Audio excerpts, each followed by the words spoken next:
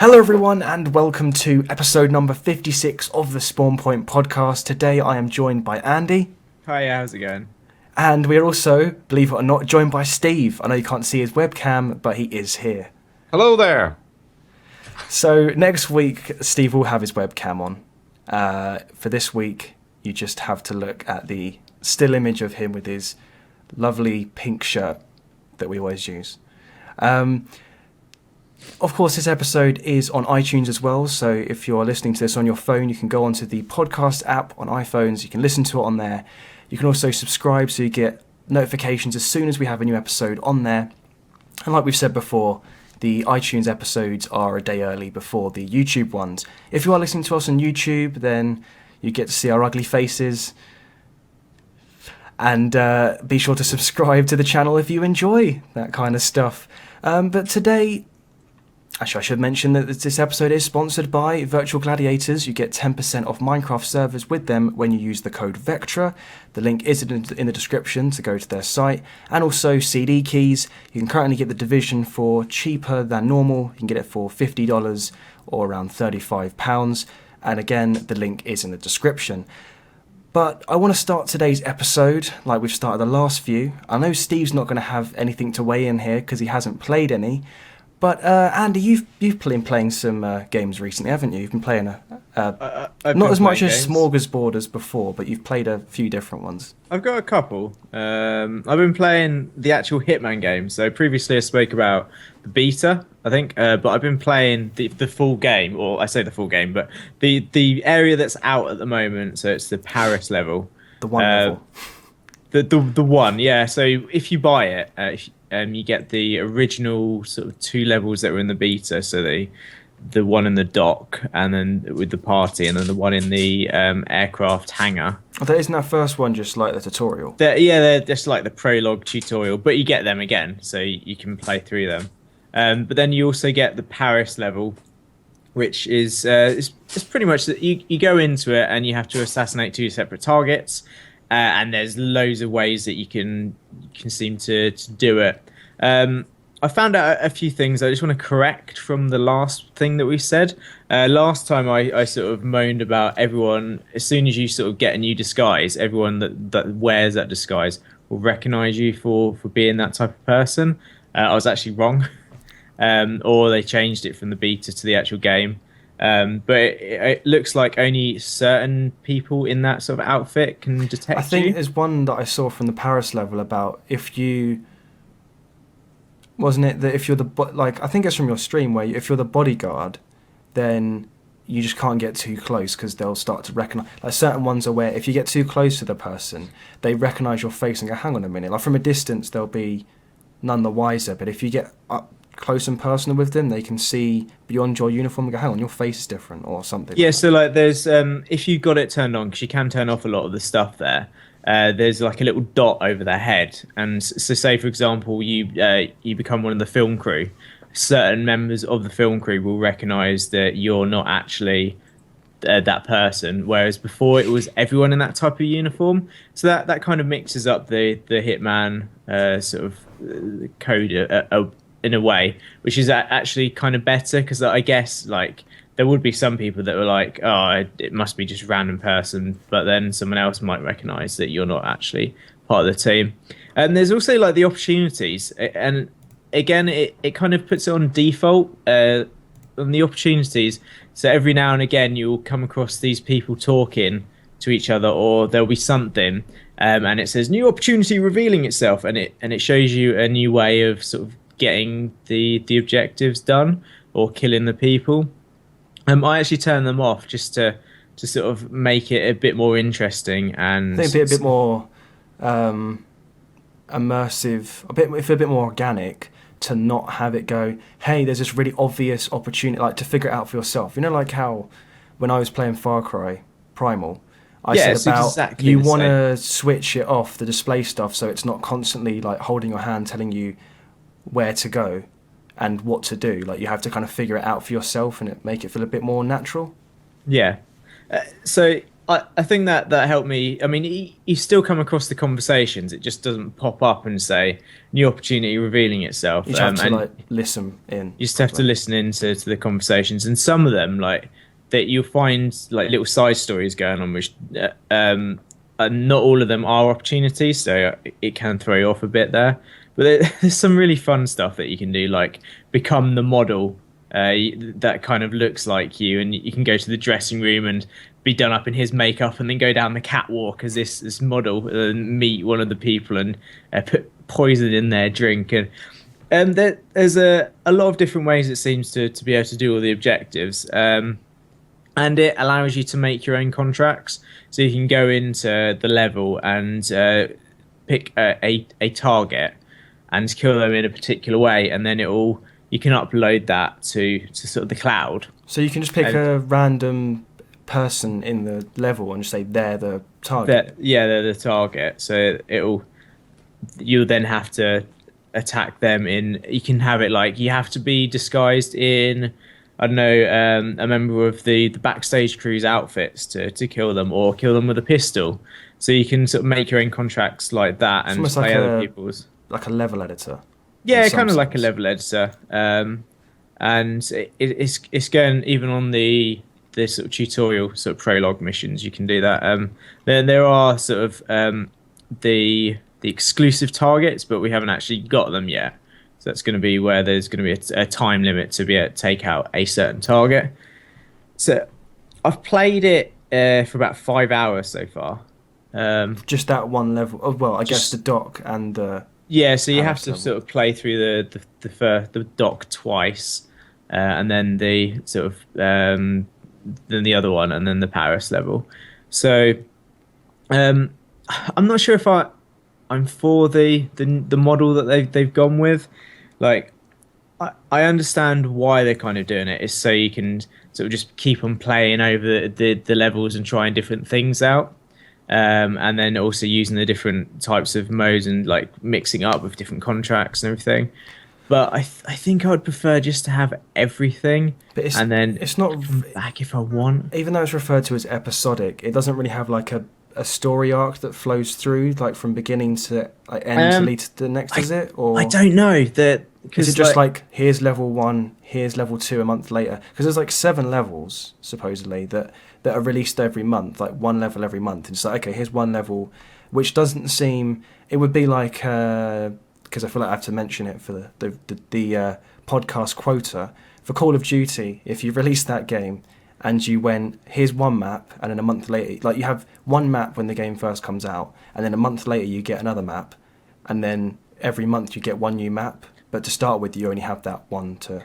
so like the as you're going through the prologue and everything, there is sort of a story about him becoming Agent 47. And then when you complete the Paris mission, there is a cutscene where it sort of cuts to it's the pre-level cutscene, so it goes back in time, like I can't remember if it's like a week or a day before the actual event in Paris, and it's two people, one of the people that you kill and someone else talking, and I wonder if that's going to be linked in with the story that goes through all the other 7 locations or through the other locations. So I think there is a story linking everything together, but it's still to be confirmed in the rest of it how it links together and if it's actually any good. But yeah, like I said, I think I would have preferred to get everything in one chunk than to have it like drip fed to us over the different like months. But I can see why they're doing it, because you can actually replay and actually sort of look through the level and try it in different ways. And I guess that's really the way to sort of play a Hitman game. Whereas if you just had everything all together, then you necessarily wouldn't do that. I think I might just wait until the full game comes out and then consider like what you've got as a whole package rather than like buy in advance buy like the full thing and go okay, well I've got like a season pass where you buy it and then you don't know what you're getting. I'd rather wait to see everything that I've got and then sort of go everything that's out, and then go, okay, is it like what are people saying about the overall game? Like, is it worth that price? And because we have no idea what the rest of the other 6 pieces of the game are going to be like, so it's a bit of a gamble, I think, at this point. Yeah, I mean, I only picked up the introductory pack to it, so it's a case of like, well, do I want to spend the rest of the money on everything else, or are the levels going to offer me as much as potentially this first one offered? Because it is kind of 3 levels that you can play through, and although there are different options of doing it, it's like how bored would you potentially be going through all of those options? It depends how you play the game. It's like in The Division saying, well, like basing replayability on the number of, like on a Ubisoft game, based on the number of collectibles there are in the game. That's how replayable it is. Like, oh well, there's lots of ways, because like each time you do, there's collectibles to find. It's like, well, okay, there is additional things beyond that, but like, are those little extra things you're doing, going back and doing, are they worth going back to, or are they just sort of there to pad out time? Because you get in a lot of games where there's a lot of padding to try and build up the hours, so when other people look at how much you've played, or when you talk about how much you've played, they go, wow, you managed to get 10 hours out of one level? Wow, that must be really great value for money. But it's more, are those hours fun that you're going back and doing? And I think the big question is maybe for one level, but are they going to be able to do that every single level, make it always interesting to sort of revisit them? And that's the ultimate question, I think. Yeah, I mean, I hope they do, but we'll see in the next few months. I mean, did you have any other sort of questions about that? Not really. I sort of watched the stream that you did and sort of gathered what I can of that. I mean, I've never, like I've said before, I've never really been a big Hitman fan. I've played possibly a little bit of 2 of the games. Wasn't a fan of Absolution. But I'll see what the final game's like and what people are saying. From what I've heard of other people saying, they're comparing it more to Blood Money than Absolution, and I have to say I didn't play Blood Money. I didn't either, so... I played another game, which is the Long Dark as well, which is an early alpha that we got sent a key for, and it's a survival game. So they're calling it a pure survival game. So now there isn't much in it at the moment, and I'm not sure if it's just because I'm not really the type of person that likes survival games. It's like now. A hardcore survival game, maybe like Flame in the Flood, where I was playing that. It's like that hardcore, everything sort of is out to kill you, and there's lots of things to be wary of to try and survive. Like you've got temperature and all those things. It's like one of those sort of games where it's. So like where it was in the alpha, there isn't actually any story in it. It looks like they are going to put a story mode into it. So maybe when that finally goes into the game, I might find it a bit more interesting. But where it sort of chucked me into the game, you're in the middle of a blizzard somewhere, like in Canada, and you've pretty much just got the clothes that you're wearing on your back, and then you have to go and find shelter. You've got sort of food, water, or the other meters. You've got like a temperature meter. I can't remember the other 2 at the moment, but you've got all of the sort of survival meters. And the idea is you've got to try and survive as long as possible. Now, the one thing that kind of confused me about it is it seems like everything was really devastated. So I think I found like 2 or 3 train crashes. All of the people that you find seem to have died by freezing for some reason. And I don't know whether the story will actually explain all of this more, but that did just seem a bit odd to me. Like the fact that this is meant to be I don't know, some sort of resort or something. There was like a camp office that I found at one stage, but people were dead in it. And there was a crash train where people had died in. I think it's something to look again at further on into the game and actually see if they managed to flesh it out a bit more. It's got potential. Like I think if you're into survival games, it might be something to keep a lookout for. but I haven't really played on it that much to. It's hard to sort of share your thoughts about genres that aren't. I mean, I found it especially apparent when I was playing The Flame in the Flood, which is another one of those games. It's very. You have to put yourself. When you're trying to talk about. There's certain games where, like, some games appeal to a larger mainstream audience, and there's some that have their sort of niche group of people that will really love it, and you have to sort of take yourself out of what you would like and go, well, will these people, is it good for the people who really like that specific genre and that type of game that they're going for? And it's hard because you have to kind of, if you're not, like, I'm not the usual person, I like survival games, but not the ones that are as hardcore as these sort of Long Dark, Flame in the Flood, where, like, everything is like hunger and, like, temperature is all, like, important. So you have to sort of, like, it's hard to look at that and go, well, are these people going to like it? Because there are those people out there that really love that kind of game, and there's other people who aren't. It's a bit like The Division, really, where there are those who are clearly, you can usually tell, well, there are going to be people who, regardless of what, like, they're just not going to like this kind of game. And there are people who are clearly going to love it, and it's one of those games, maybe it's not for everybody.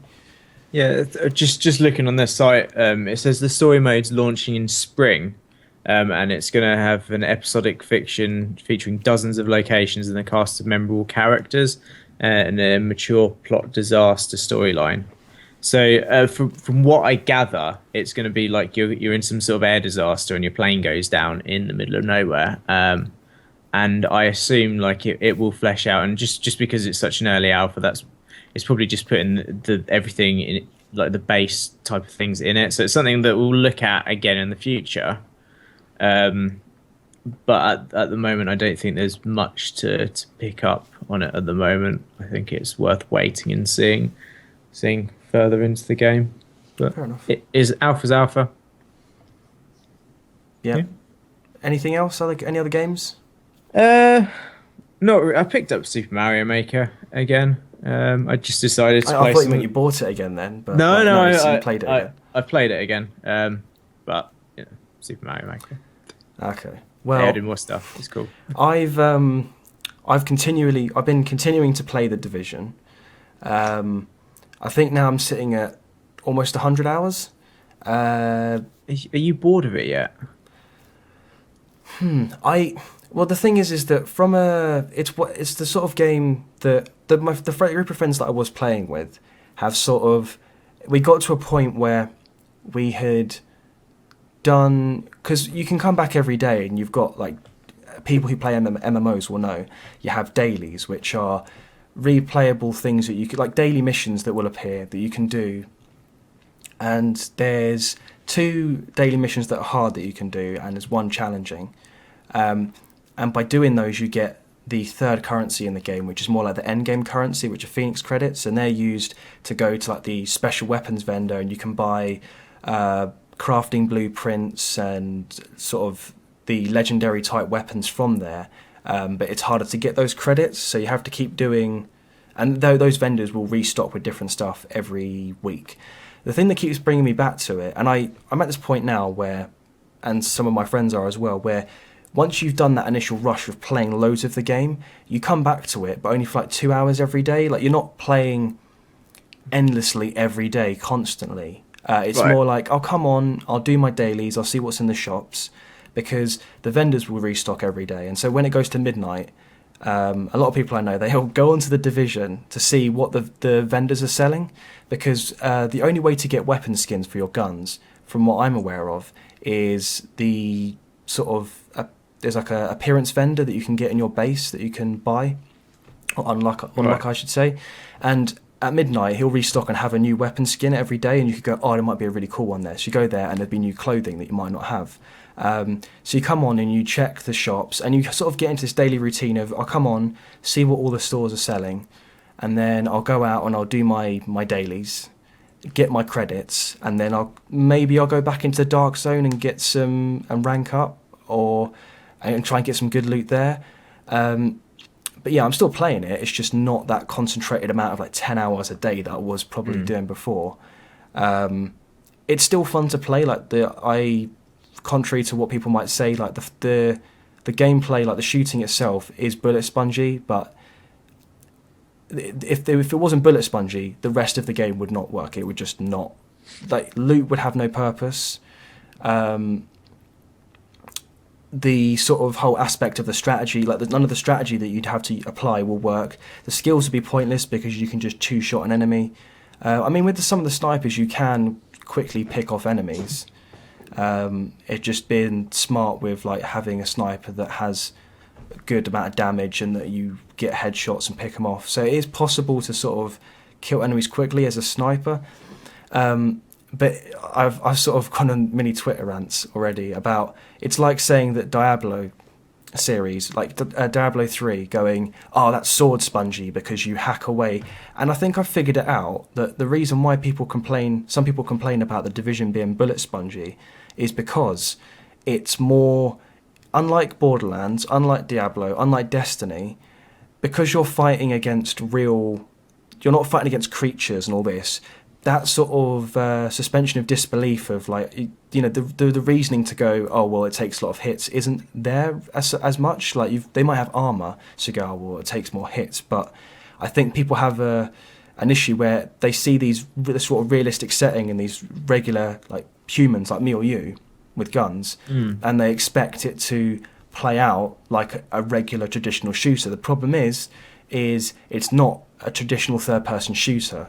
It's like you take an RTS, an RPG, an MMO, and a third-person shooter, you put them in a bowl, you mix them up, and as my review is saying right now, you bake a cake with every ingredient you find in the kitchen. Not everyone's going to like the taste of that cake, but there will be that sort of niche audience of people who really like that combination. And so, yeah, I have been enjoying that. The only other game that I've been playing other than The Division is Pokken Tournament. I still see so many people saying different ones. GameSpot was saying Pokken. Other people were like, no, it's Pokken. I don't care anymore. But I've been playing the game. I streamed it, and quite a few people checked out the stream, which I appreciate. I won a win streak on offline on the sort of, you have a story-based mode which is called the Ferrum League, and you have to rise up the ranks, and then you have like a promotion test, which is a bit like a driving test where you go, okay, let's see if you're really capable of, you know, being worthy of going on to the next rank or whatever, and you have to sort of pass the test by beating them. So it's like it's like in regular Pokemon games where you're going through like all of the trainers and you get to the gym leader. A little bit, the Ferrum League is a little bit like that. So, but it's all in real-time battles.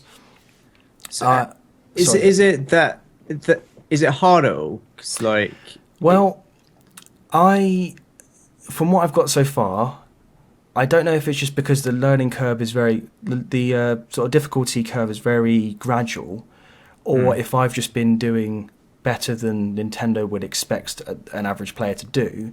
But I'm on a win streak on the league of 29 wins, 0 losses. I haven't lost a single one. And I played one sort of regular single-player match. So my offline record is 30-0 on my win streak. When I went online, I got very... And Steve can probably relate to this, because when Steve, you know when you used to play Call of Duty back in the old days, and you used to get really angry online, like big time. I haven't felt that rage since then, but then I played this game and I got beat so I was all cocky because I had this win streak on like the offline mode. I was like, yeah, I'm probably pretty good. I've been practicing my combos and all this stuff, and then I got beaten. There was some lag as well in one of these matches, but I got beaten on my first match. The lag. There was some lag. There was on one of, not the first one, but on one of them it was like jittering all over the place, and I was actually on the upper hand. I had one round. You have to win like 2 rounds. I had 1 round in hand. I was like, I'm going to beat this guy. It started lagging, and then he beat me twice because it was like jumping constantly. But the first time I played, I lost. I got so angry. I have not felt that kind of rage in a long time from a game. Like games that usually like anger me that much anymore. But for some reason, it just got to me. I think it's because they just, when you go online, some people just spam the same attack, and then you can't get up, and they spam it again.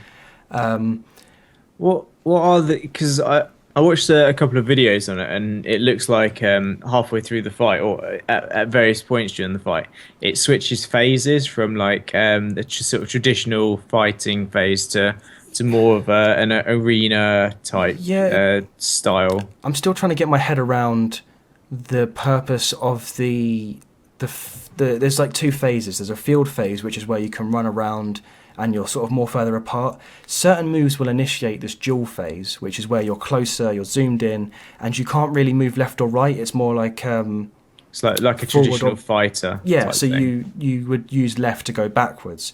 The Yeah. weird thing is sometimes you don't want the dual phase to work. When the dual phase triggers and you're kind of wanting to dodge attacks, you don't have as much like the fact you can't move around and it switches between these two versions sometimes and randomly because you don't know what moves the opponent's gonna like when you don't fully understand what moves you're doing will trigger the phase shift and change the phase you're in.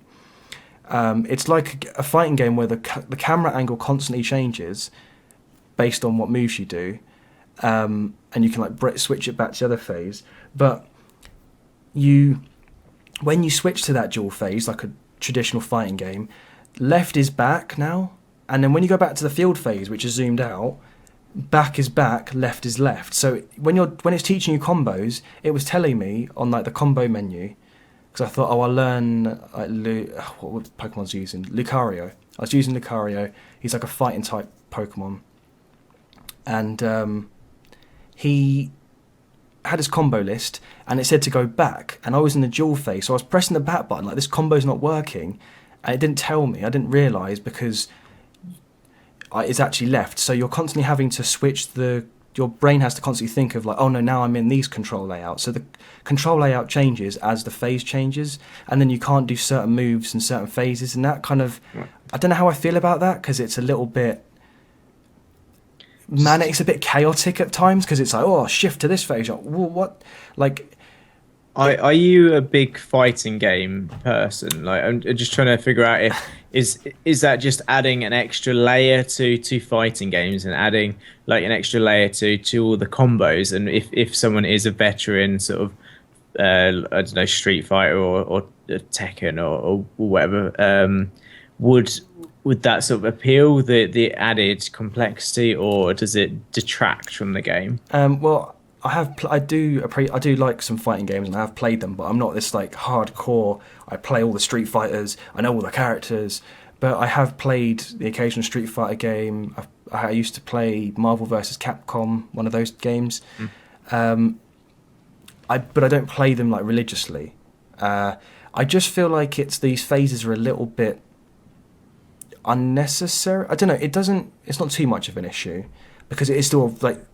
It's still a really fun game to play, and I'm really enjoying it. And like I said when I was streaming this to those that are watching, was that this is what I've always wanted from a Pokemon game. Because when you watch the anime for Pokemon, you're like, oh yeah, there's really cool like battles going on. And then when you play the games on like the 3DS or Game Boy Advance, whatever, it's all turn-based. You're like, oh wait a minute, I need to do my turn. And it's like, what? And it just seems weird. And I've always wanted to actually play through those real-time battles. I've always wanted to play a game that's got real-time Pokemon battles. And then when this first got announced in like 2014, I was like, for arcades, I was like, I really want this to come to the Wii U. And when it came out, I had to blow all this dust off of my Wii U because I just hadn't used it. I looked at my playtime. Last time I used it was September of last year. Jesus. And then I just sort of sat and played about 5 hours of it in one sitting. So it is a good fighting game. It is enjoyable. It's just that the phases, I think, it might just be that the phases take a while to get your head around and learn. And when you do, you can sort of use that to your advantage. Like I could see a lot of depth if someone puts you in the dual phase and you're like, well, I don't want to be in that. So you use a move against them to switch the phase back. It's just, it just takes a while to learn how those phases work. Because I don't think it's really something I've seen in fighting games before. And that's probably where the struggle comes from, because in other games like Street Fighter, you're always in what the dual phases in Pokken is what Street Fighter is all the time. There is no field phase.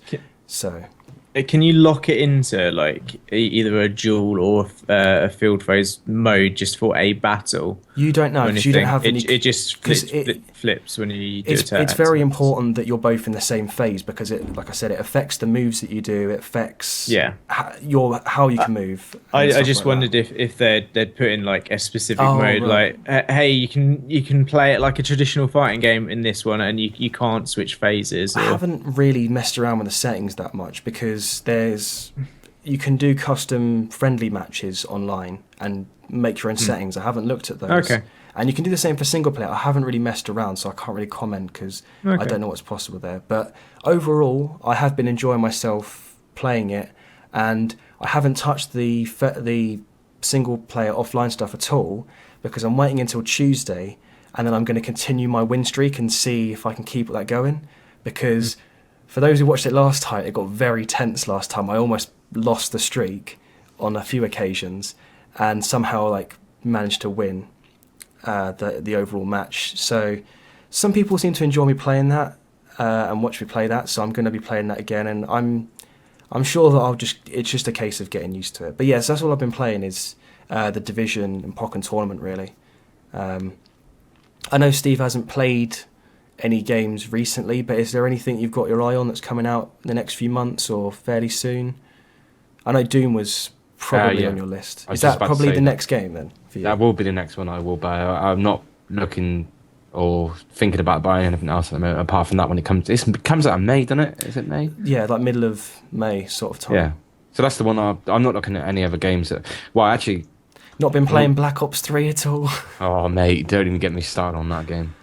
It's no, I've given up with that now. It's I played it, I don't know, what day, 5-6 weeks ago. I played one game of it and I just felt like I want to smash the controller Oh, up. actually, I should mention I played that on a free weekend on Steam, uh, What do you think of it? and I played like an 45 minutes, maybe an hour, and I immediately was bored. I was bored the entire time, so I probably fitted in about 5 matches. I was so bored, like and it didn't. The thing is that it's not an issue anymore of the fact that it fits into a similar formula or it doesn't innovate much. It's just more the fact of the things they do try and change. It's just not fun to play. Like what they've done to the franchise, it's just not a fun game to really play for me. It just felt really awkward. It's like it had the Titanfall thing of running on walls and doing the boost jumps, but just Oh, not in a yeah. way that was fun. And it just felt really awkward to control. And I don't know. It could be burnout of playing so many, but I played an hour. I was like, this isn't fun. I want to play something else. I was waiting for it to get enjoyed, and I played the beta as well before the game came out. And even then, I played a good few hours just to sort of see whether what I could think of it, and sort of give the game a chance. And even then, I was just didn't grip me. Yeah. But yeah, so. You've got Doom on your site. Andy, is there any games that you've got on your sites at the moment? I was just having a look at games coming out. There's not really anything until sort of May time, I don't think. I have one which I feel pretty confident could be a potential Game of the Year contender for me. It's not Uncharted 4, which does come out in April, but it's actually Ratchet and Clank, the reboot, because I'm actually surprised by how different that is to the original and just how good the game looks for the style that it goes for.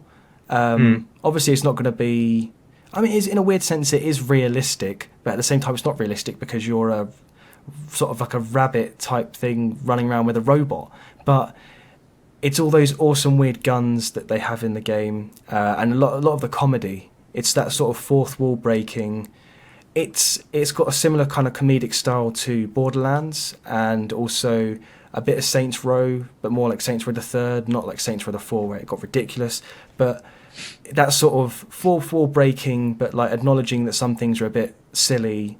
Like there's one character who sort of walks off screen that I saw in a gameplay video, and he says to Ratchet, he's like, "Okay, well, I'm all done here. I'll see you in the next reboot," and walks off the screen. So I could see a lot of that stuff sort of appealing to me, and I have missed those sort of 3D platformers, and that could be filling that void. Also, there's a movie for it coming out, which could be the first good video game based movie. Well, Hopefully. we'll wait. We'll wait. For it to come out before we start saying that. I guess it could be though. Like the trailers look better than like some of the other. Like I'm sure it'll be better than Hitman's movie. Oh no, that's like one of the worst ones I think by critics. I've not seen that. I have to say, but is it bad good though? Is it? I don't think it gets away with being bad good. Not like Sharknado or something, where it's like, oh, it's so bad, it's good. Again, Sharknado is something I've never seen. I've seen the first one, but isn't there been like 4 or something of Sharknado? I think there's been 3, but yeah. Jesus, yeah. So yeah, those are the games that we've played or are looking forward to. But let's talk about what this episode is really about, which I'm sure... What is this episode really about? This episode is really about consoles. It's, well, not about the Nintendo NX, but the Xbox and the PS4. Now, last week, we were talking about how Phil Spencer said for the Xbox One that they were to keep up with the constant upgrades of smartphones and PCs becoming cheaper and how you can constantly upgrade them. Having a new sort of either upgraded versions of the Xbox One and not just making the console slimmer like they used to. Now we're hearing that Sony may also be working on an upgraded PlayStation. Now there's no confirmation to this other than sort of what developers have sort of told Kotaku. And we all know how reliable Kotaku can sometimes be. But, you know, it's an interesting discussion because supposedly, Sony is working on a PlayStation 4.5. Now, I doubt that will be the actual name given, if this is a thing. But basically, the thing is that's being sort of circulating the internet is that developer sources have been telling Kotaku that Sony have been in talks with them about having this new PS4, which has like, increased graphical power. The games run at 4K resolution. So, you know, at the moment, the consoles can only really support up to like 1080p, whereas with PCs, you've got more resolutions beyond that and people doing 4K gaming. I don't think it's a big chunk of the market, the 4K stuff, but maybe that, if this is true, this could like this could sort of make them stand out and sort of get people's attention. And also just to have like more processing power to sort of enhance the game supported by PlayStation's VR headset. So it's basically just a more powerful PlayStation 4 that can support 4K resolution for games and just can run the VR stuff more effectively. Do you guys think this is actually true? This is actually going to happen? Does it even interest you at all? Like, does the prospect of having the idea of buying a new, more powerful PlayStation interest you at all? Because I know what I think, but what do you guys think? Steve, No. You've got a PS4. Yeah, I wouldn't go out there and buy the PlayStation in quotation marks 4.5. So if do you? I'm interested. Have either of you bought the slimmer models of the consoles of Nope. like the PS2 or PS3? Oh, yeah. Any of those ones? I bought a slimline PS2 back when I was putting a PS2 in my car. So the thick one wouldn't fit in, but the slimline would. Because the thing is now is that they, like Phil Spencer said, that consoles only really just become slimmer, and that it almost seems like the Sony and Microsoft are intimidated by PCs and this constant like upgradable technology. Because with consoles, generally, it's just like you buy this system, this box, and you get that same technology that lasts for 7 years or however long. And it seems like we're seeing some sort of change where they want to, this fight for relevancy almost, of like, hey, look, we can keep our consoles up with the PCs, because at a time, the PCs were a lot more expensive. Just sort of having a gaming PC was sort of not as commonplace in terms of power and in terms of accessibility as they probably are now. And consoles were a good way for people to still be up there at the time of them being released, that it wasn't that outdated what the consoles were doing. But now it's more the stuff comes out. Even when these PS4 and Xbox One were released, they weren't up to snuff with what PCs and everything else was probably capable of at the time. But they've never been like up to scratch with where PCs have been. Yeah, like, they've never been ahead of the curve. But I mean, I think we mentioned it last week. The fact that a console is a more a cheaper way to get into playing games. So if they're upgrading all of the time, then that'll make everything a lot more expensive, and you have to replace all of your stuff all of the time. And then it just makes you wonder, why would you bother bridging the gap between PC and console? Because why not just go out of the way, and instead of upgrading your console every now and again, why just not buy a decent PC and then upgrade that all of the time? Because it could potentially end up costing about as much as that. I mean, the thing is, we did talk about this kind of last week, but it's that whole thing of, even with the PC, like even with Valve have tried with the Steam machines, it seems like everybody is trying to merge this gap between consoles and PCs.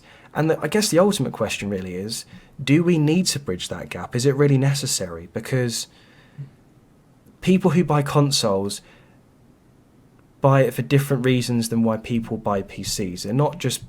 They're not in the same mindset of, I'm going to buy a console because a lot of people that buy consoles don't like the headache of constantly having to upgrade their PC, or they don't want to worry about all the parts and what they mean and what they might need to have, and they want a more simplified experience. And with people with PCs, they want the ultimate thing, like the ultimate sort of rig, the most powerful setup. They want a game at the highest resolutions, the smoothest frame rates. And it's almost like, this is what I think, is that Sony and Microsoft are sort of going, well, hang on a minute, we don't want to be seen as sort of like, they want to be seen as more than that, than just this cheaper alternative that is not as good. Like, they don't like the idea that, because people go, oh, next gen graphics on PS4, and then PC people are like, nah, it's not next gen, we've had that for like 5 years. So I feel like it kind of bugs them to some degree, or they want to sort of, it fits in with the other topic we're going to talk about later, but this whole merging of console and PC. I mean, going back to what Steve said, Steve, you said you wouldn't be interested at all in having like a PlayStation 4.5, whatever it's called. No. But if they released a slim PS4, would that interest you? No.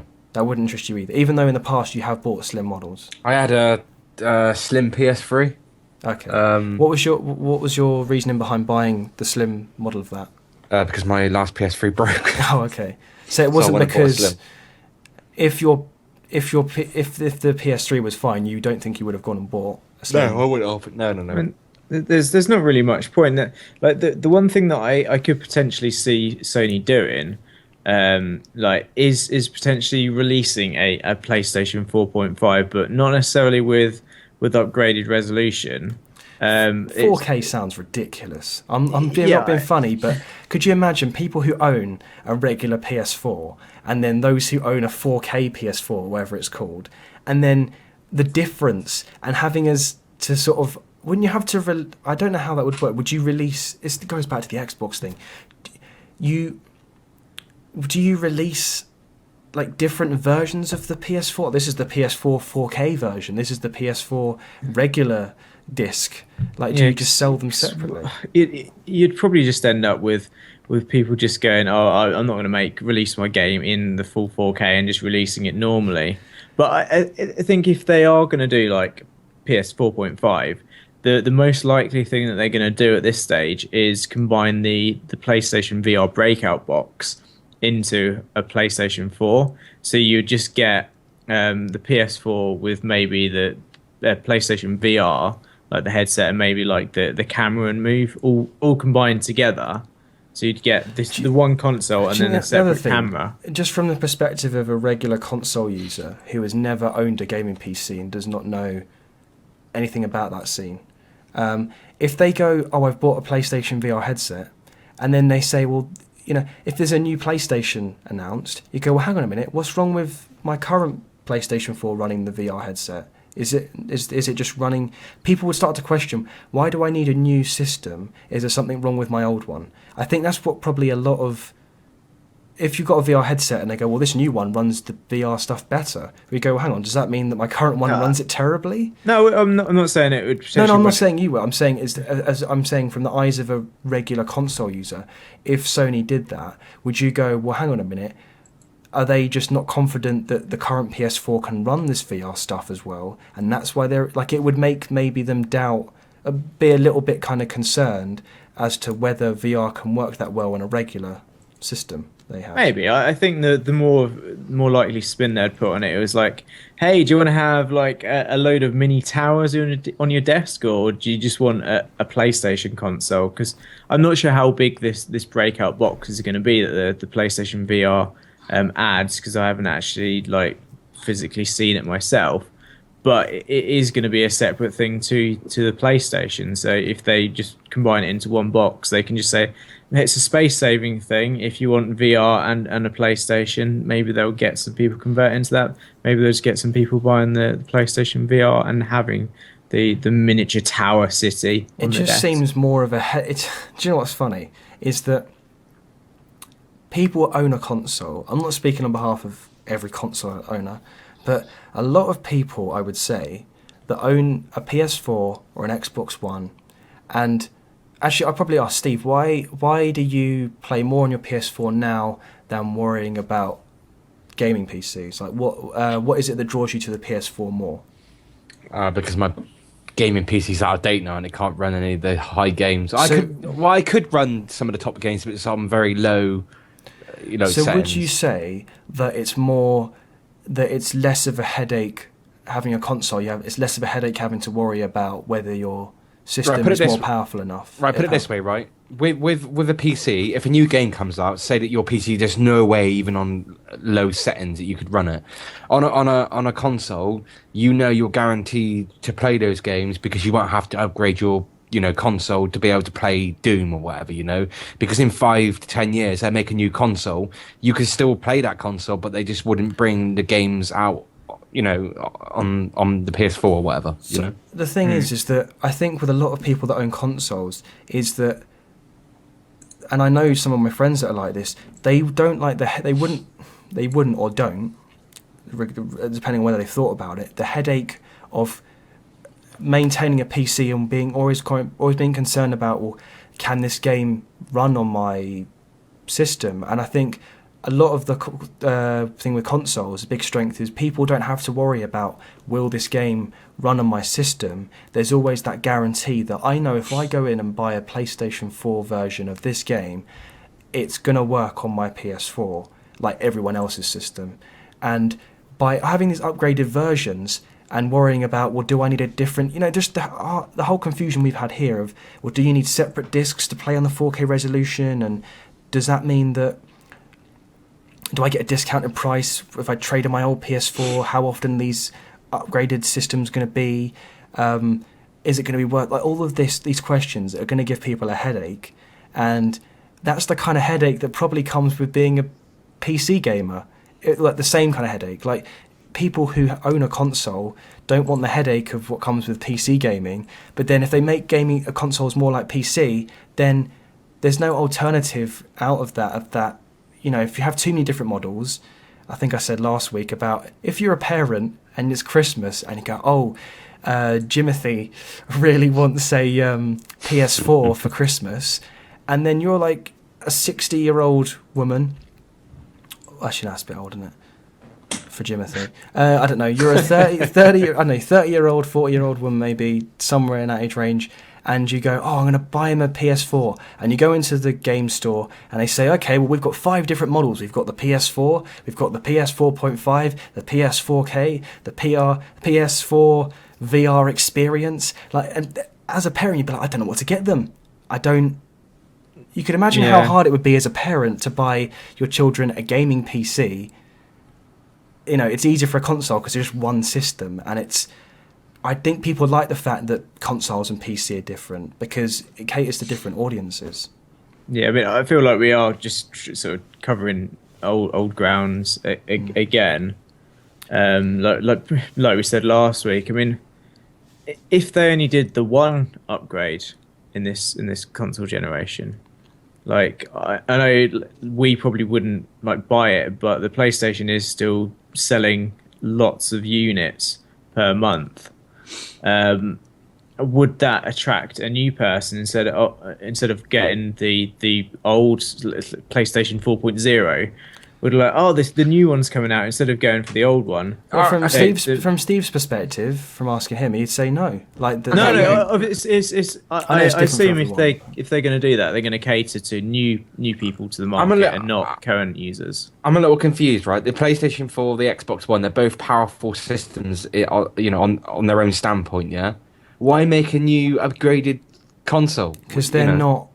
They're not, in the grand scheme of things, the thing is, compared to PCs, they're not actually that powerful. Like the whole benefit of people having consoles is by compromising having a less powerful system, you have one that's more accessible and that is guaranteed to play all the games. So, okay, fair enough. So why did the PS4 and the Xbox One, they can only... A lot of the games only run at 30 frames per second. Not all of the games are 1080p all the time.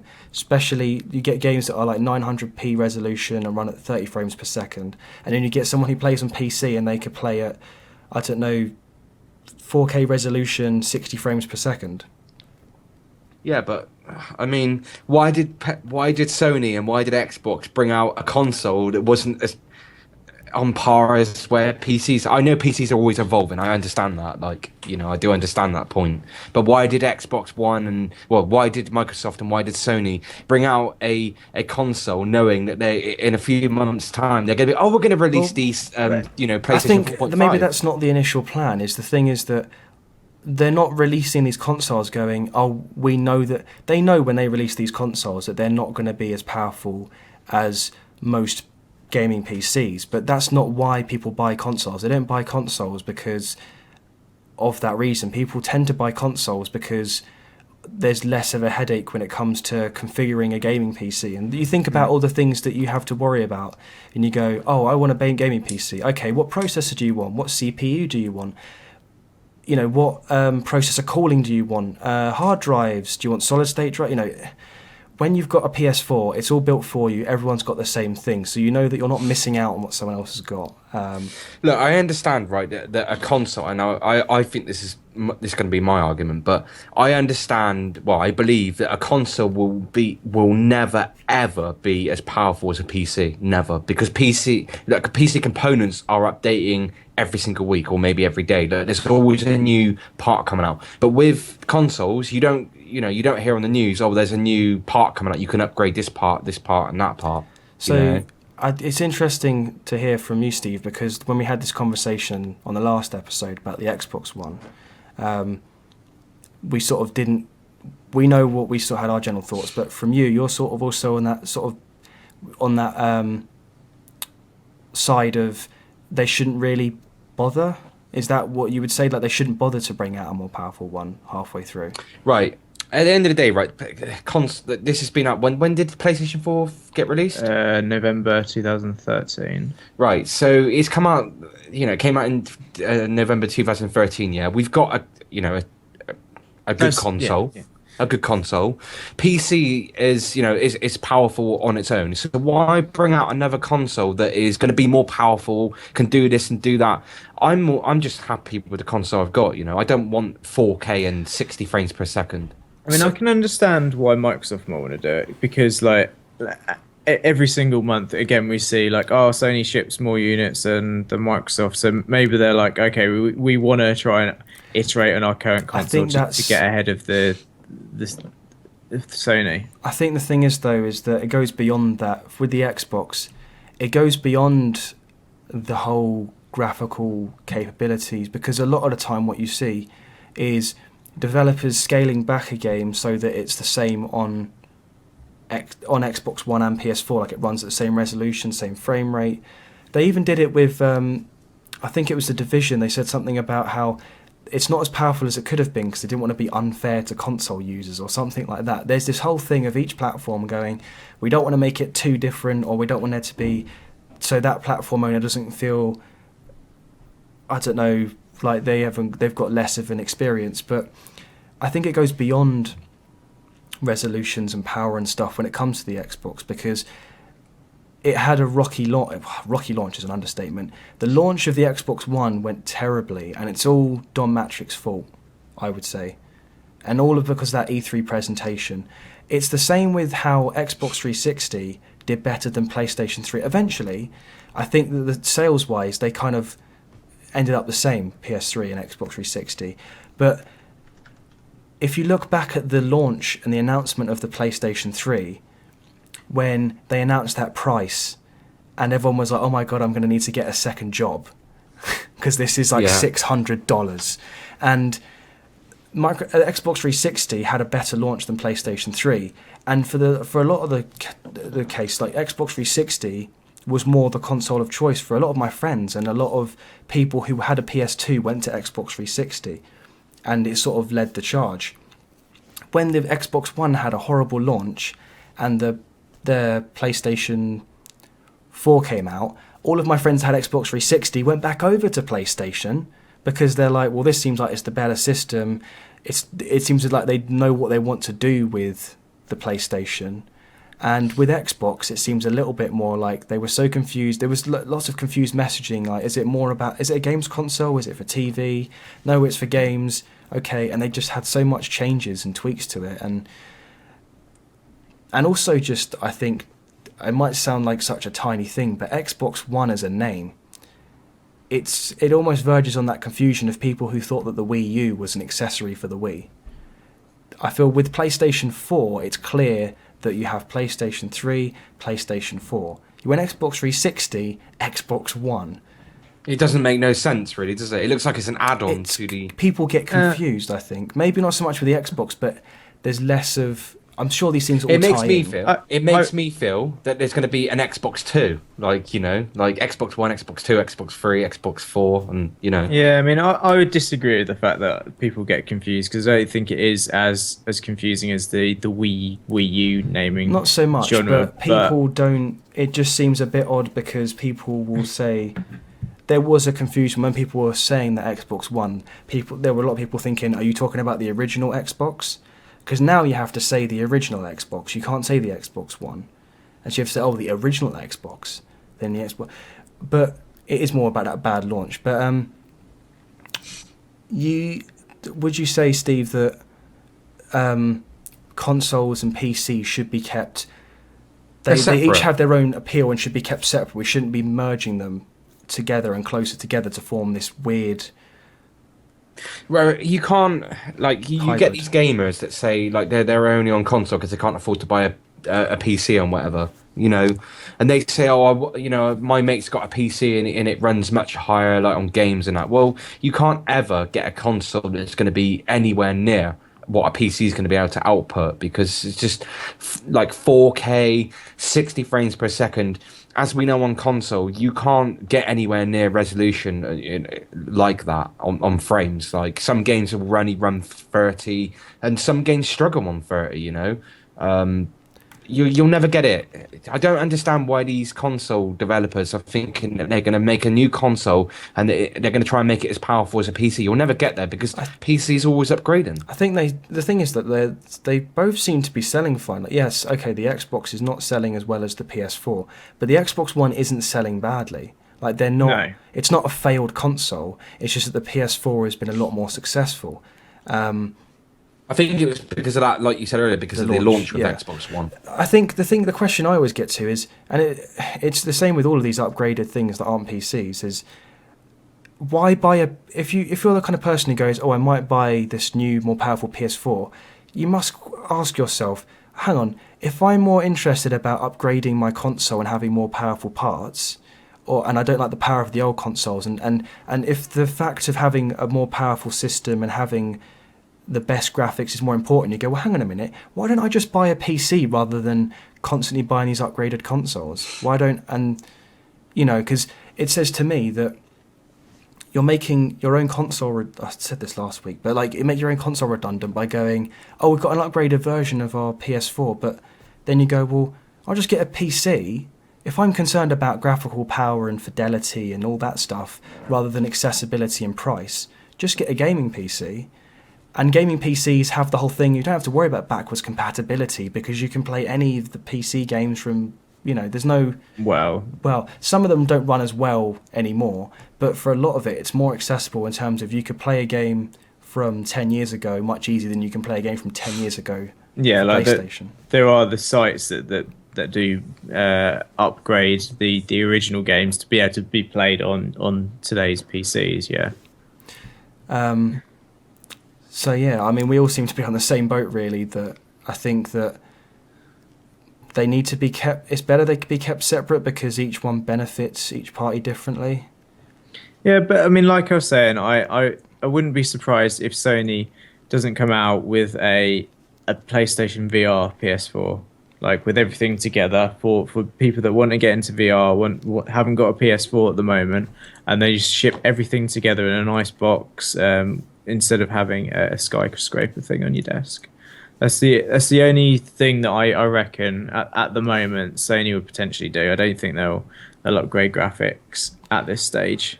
Now, the ultimate question really is, would this if there was a new PS4 or a new Xbox, would they all be able to play together on different systems? Which sort of segues into the second topic, which is still related, which is that Microsoft said that, they sort of had like an open invitation that they wanted, to have games that can play with PC and other console networks like the PS4. We're starting to see it with Rocket League, actually, that I don't know if it's tied to the Windows 10 store, but there's this thing of if you play on PC for Rocket League and you play on Xbox One, you can play together. The big thing is that while this sounds like, this could happen more often, and you think, that makes sense having Xbox One and PC work together, we've now got this thing which I've fantasized about for quite a number of years, really, which is this idea that PS4 owners, Xbox One owners, PC owners can all play together they're all together in the same ecosystem. They're on different platforms, but when we load up the same game, we can play together.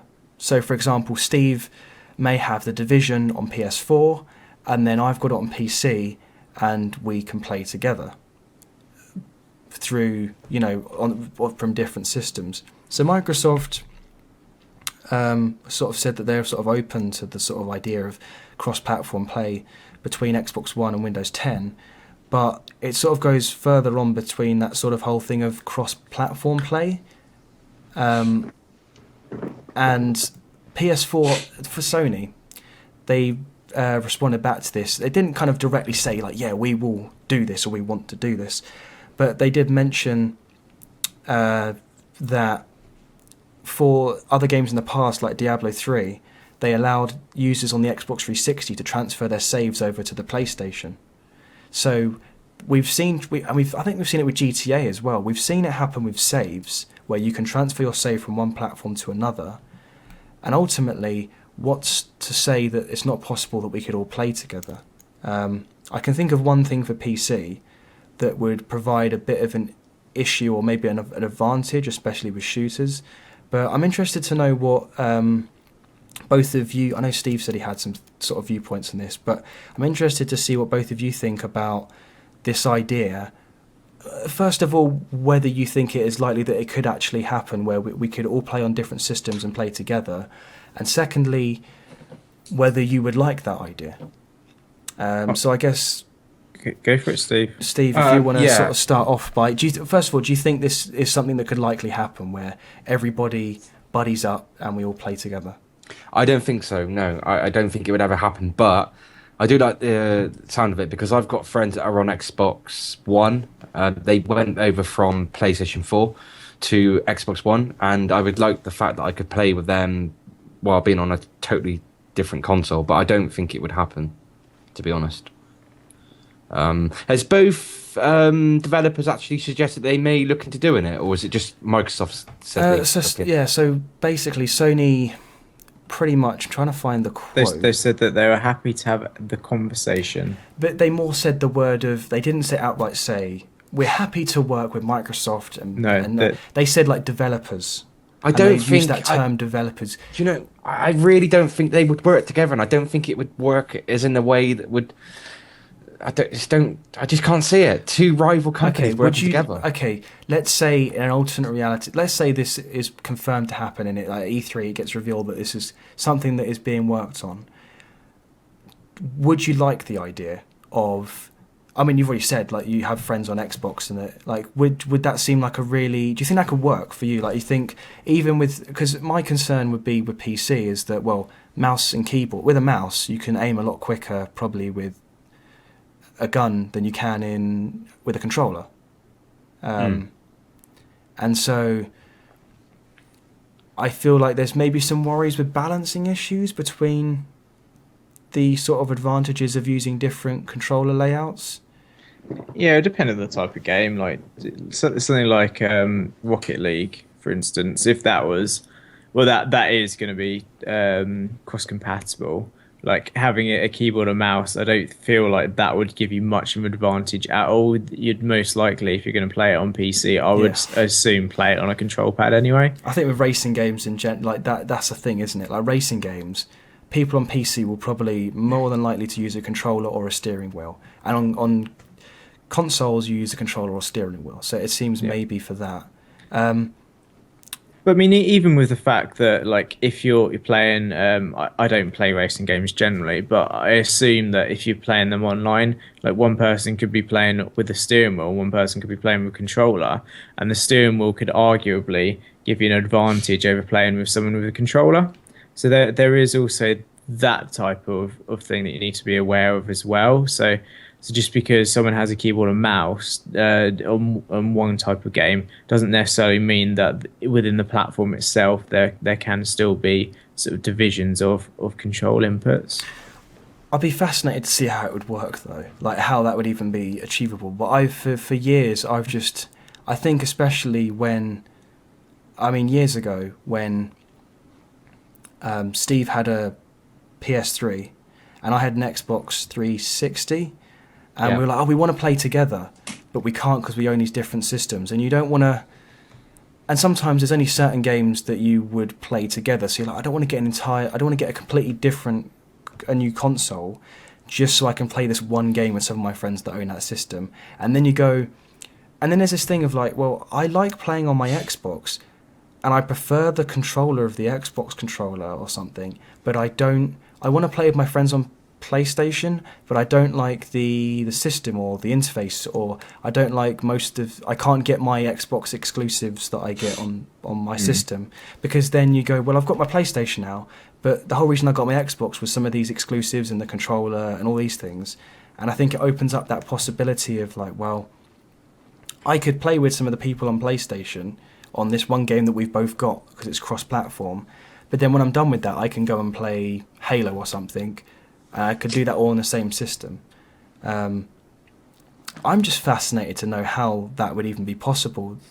Or is this Microsoft saying that they would be open to the idea doesn't really mean that it would be easy? Because the other thing is you just don't get to the point where you go, okay, Microsoft's on board. Let's say Microsoft's on board, Sony's on board. For PC, would it be just based on like different software like Steam, Origin? I suppose so. I mean, the sort of Xbox PC, PlayStation PC thing is kind of already being worked with already. So there is cross play with different like PC and PlayStation already. What? So you can actually play together? So stuff like Sony have been working doing like PlayStation and PC stuff with like Street Fighter 5 and Rocket League as well. So it's not like that this thing isn't completely impossible. The thing it really boils down to is the fact that is Sony going to really turn around with such a lead over the Xbox One at the moment and say, yeah, we'll do it. Like I think it's more going to come down to business clashes. I don't think that. Right. Sorry, I just had this really good. Well, not a good idea because I hope they don't implement it. But I was thinking maybe if they implement it and you got to pay for the service to be able to use that on a business sense, so both parties get a. Horrible. Yeah, I know it does. I know it does. But then think about it. You already pay for PlayStation Plus and Xbox Live. Yeah, but then That they would make be you an additional. more. Yeah, but then say they. But they why say would you want that as a consumer? No, to, listen. If they said you have to pay an extra £5 a month on top of your £40 that you pay in order to play with Sony no, but and nobody Microsoft would make want money. to really Yeah, fuck that. do that. yeah, £5 fuck a that, month. but you know. But don't give them ideas. But the thing is, what I was going back to is, okay, say they are all on board and this, Xbox and PlayStation owners can play together. But then you go, the thing is, even if that was the case, you wouldn't immediately see every single game have that, because then you have the whole, you'd have to the developers individually, each developer and publisher for each game would have to be on board with that idea. You can't just have with a game and they can't go ahead and network someone's game to work across platforms. So it's the same with backwards compatibility. They need to get the heads up of the developers and the publishers for those titles to go, we want to do this, are you cool with us doing this? And then it's down to them ultimately. So even if Sony and Microsoft are on board, they can't just go ahead, specifically for licensing purposes, just go ahead and go, they're going to be all cross-platform and everything. And you go, hang on a minute, I never allowed this for my game. So they would have to it would be more of a gradual thing, I would say. Even with what we've seen with PC and PS4, PC and Xbox, not every game is that, but certain games that is the case. And it's a case of, you need to get so many different people on board. Would it be worth the amount of effort, resources, time, money to invest in that? Because I don't know. I don't think it would threaten, if you were an Xbox user or a PS4 user, I don't think it would threaten their business to have that, because if anything, it means that you're less likely to sell your Xbox and buy a PS4 to play with your friends, which is what happens nowadays with people. Because what is it that everybody does? They go, with consoles, why do you own? I own a PlayStation 4 because most of my friends play on PlayStation 4. Lots of people say that. Or I own an Xbox because lots of my friends that I play with, if you're a social gamer, you buy the one that all your friends tend to have. If you don't have that thing of, I've bought a PlayStation 4 because all my friends have it, you can play on your console of choice and don't have to worry about what your friends have got. And so if anything, it wouldn't take away. But that's not good business sense for either Microsoft or Sony, surely, because if you're saying I want to play with my friend who's got a game on let's just say PlayStation 4, then Sony are potentially going to get a sale with it, depending on if X friend has got lots of games that they want to play with the other person, then they're more likely to buy a PlayStation 4 to play with them. I mean, and likewise that's with an Xbox, so if they open it up and say, okay, well, you can play across platform, then there's no incentive for people to go out and buy it, and potentially there'll be a loss in money. So, well, I mean, you really sort of, for a lot of it, the cases with consoles, a lot of it's sold on exclusives. I see people who say, I'm not going to buy a PlayStation 4 because I'm only really interested in the exclusives that Xbox has.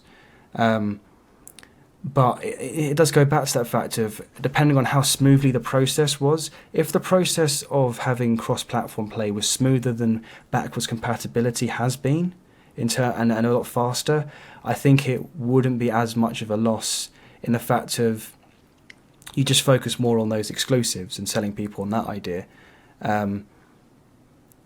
Because, even with saying now, people have PS4s, can play with people on PC for Street Fighter. That doesn't mean people go, well, I'm not going to buy a PS4 now because I have it's not affecting sales of a console because they can play together for people who want to play Street Fighter. But it's more on how smooth that could be. If it was only a few select games and it took ages for them to be agreed upon, then you'd go, well, I'll just skip all that and I can play all the games with them. Because the problem with backwards compatibility for Xbox is it's not as easy, again, to just make all your games instantly backwards compatible, because we live in an age now where there's so much license agreements and all these sort of legal things that say you can't do that from a developer standpoint, and you need to get their approval. So there's only like, I don't know, a few hundred games that are backwards compatible for Xbox from the 360, and they've had to go to each sort of developer or publisher and get them to be okay with that and be on board. And this would be the same thing here. But I mean, look, like what you're saying is like it won't, it doesn't necessarily harm a console sales if people are playing cross-platform PC, like Xbox or PC, PlayStation 4. Like, okay, maybe that's true, but I think it will hurt sales more if it's Xbox, PlayStation 4, because like if we talked about it in the last subject, like people go for consoles for a more budget way of playing games, whereas if you've got a PC, you're not really bothered with the budget. So, okay, if someone's playing on a PC and playing a game, they're less likely to own or buy a console to play that type of game anyway. So, whereas if someone's has a choice of Xbox or PlayStation 4 to play the game together, they're more likely to pick one of those two instead of having a console over a PC. So I feel like it's less of an issue with console PC than it is console. But I mean, if it was console, and say, it just means that you'd go one way, because those who buy console are going to either buy one or the other. It doesn't really affect the standpoint of like, well, consoles can play together, I'm going to buy a PC, because like we've established before, like there's different audiences. But I think it's healthier. It'd be healthier for gaming in general, from the standpoint that you could buy the console that you like the exclusives for without having to compromise playing with friends, if done correctly. But I just think that the amount of resources, money, the amount of people you'd have to get involved and on board, it would be so much of a headache, it would be so much stress and so much time, they just wouldn't bother. Because it's, how much commitment you'd have to have from all the different companies that have to be involved, and how much money you'd have to be putting into making this possible between console to console. And I just think it is so much to ask for, and it wouldn't work. How people fantasize, like, yeah, okay, the way we would have in our heads is to go, tomorrow you can suddenly play every single Xbox game and PlayStation game that's cross-platform. You can instantly play it right now with all your friends, every single one. And, there's no waiting for that. There's no, like, limited list. People in their head, that would be ideal. That's never going to happen. That will never happen. It's not possible. And I think because of that, it's not something that's going to happen. Well, here's something that I just thought of, and I'm not saying this is in any way what's actually happening. Charge here. people £10 extra. no, but the fact that Microsoft kind of know that this isn't going to happen, but they're just saying, hey, just as a PR thing, hey, we want this to happen, and like behind closed doors, like, but we know it's not going to happen, because they want to be just the putting good a guys. positive spin on it. Like, hey, we're offering this out. Sony are being the bad guys here, who are just saying, yeah, they'll potentially look into it, but we're willing to do this. It does sound like Microsoft want to just say whatever will please gamers, like whatever will please console gamers, and make them happy. Like, whether it happens or not, they want to be like, these Xbox guys are much more in touch than when Don Matrick was around. Maybe I should reconsider because of their attitude and their openness. And it does seem, since the whole launch disaster, they have been a lot more like, backwards compatibility, we'll give you that. Playing together, we're open for that. Like, it's like, what do you want from us? Please buy our console. Like, it just seems like they are just trying to do whatever will please people, whether that seems realistic or not. And it seems like the whole being able to play Xbox games on the PC as well and stream into your PC as well is something else to try and please people. Although that doesn't work very well. I've tried it. Did it not? I tried to play Halo streamed to my PC. Oh, it was awful. I also... Have you heard about Gears of War? The Ultimate Edition, I think it was, came to PC, and it was running at like 7 frames per second. Right. It's this universal Windows platform thing, whatever it's, UWP, where all of the things that are like exclusive to Windows 10 but are available on console and PC just don't run as well. You can't really mod them. Like the optimization is just really poor and the performance just doesn't run well at all. Yeah, no, at the moment they don't like support SLI or isn't VSync turned off or something by default. Do you think they'll go, oh, you can play with people on PS4 if you install Windows 10 on your PlayStation? Because Windows 10 is the ultimate... Because Windows 10, it's for Microsoft, it's not about the Xbox anymore. It's not about the Xbox One. It's not about the Xbox brand. It's about Windows 10 for literally everything they do now. Everything that the way they operate, what they sell. They're not selling their games on Xbox. They're not selling their games on PC. They're selling their games on Windows 10. That's what they're doing now.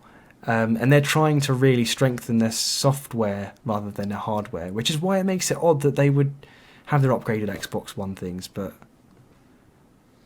are we all sort of in that camp that we think this is just not going to happen, really? Like, between consoles, it's just... I think it's a bit of a pipe dream. Yeah. Yeah. I would love for it to happen. In an ideal world, I would love for that to be the case, but I just don't think it's realistic. No. But, you know, we can dream. We can dream. But yeah, so that has been all for this episode of The Spawn Point. Before you click off, they probably already have. Probably about half an hour ago. Or You bastards, why did you click? But if you haven't... Oh, also, I should probably say that I should probably say, yes, I should. For the polls of the episode, for I did polls for. Oh YouTube. yeah. What was it? Surprisingly not. The microtransactions one about should microtransactions disappear completely. 100%. 100% said disappear. Yes, disappear. Wow. For VR headsets, it's 50-50. I think when I checked. So as to whether they're too expensive, so it's sort of a mix there. But microtransactions seem to be set that we should get rid of them. But yeah, the plugs, people. So obviously we've been streaming on Twitch. We've been doing it for a while. Every week we've been streaming on Tuesdays, Wednesdays,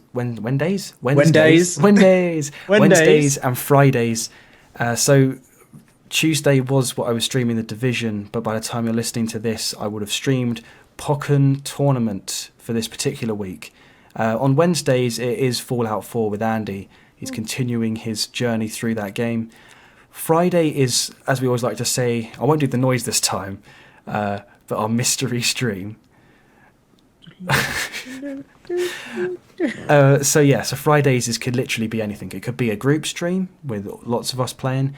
It could be just one of us playing a random game. But basically, Friday is, it's just like rolling a dice. Anything will you get today? Anything is possible on Fridays.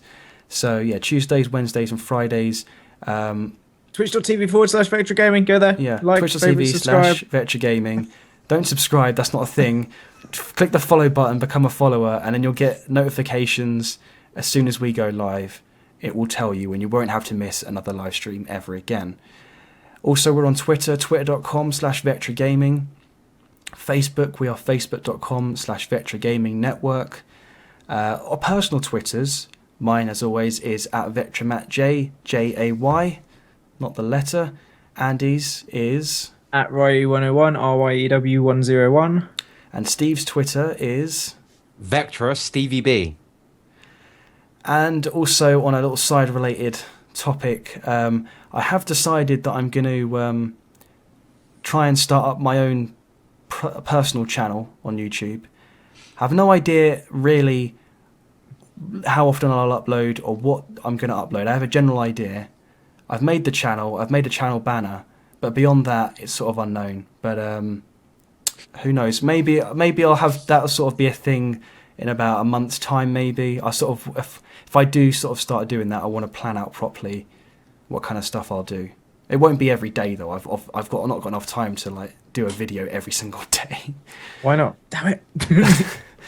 I'll probably try and do something like once every week, maybe. But yeah, is there anything else anyone else would like to plug? While Just go over Ebby's stuff. So Ebby can be found on YouTube at BizarreJelly5, on Twitter at BizarreJelly5. everything's bizarre. It's all jelly. Everything is BizarreJelly5 apart from stuff like my Amy list. But if you go to her channel, you'll be able to find out other links because I can't think of what it is off the top of my head. Yeah, but anyway, this has been episode 56 of The Spawn Point. Until the next episode or until our next live stream, we will see you all later. Goodbye. Bye. Wave at the camera, Steve. Bye.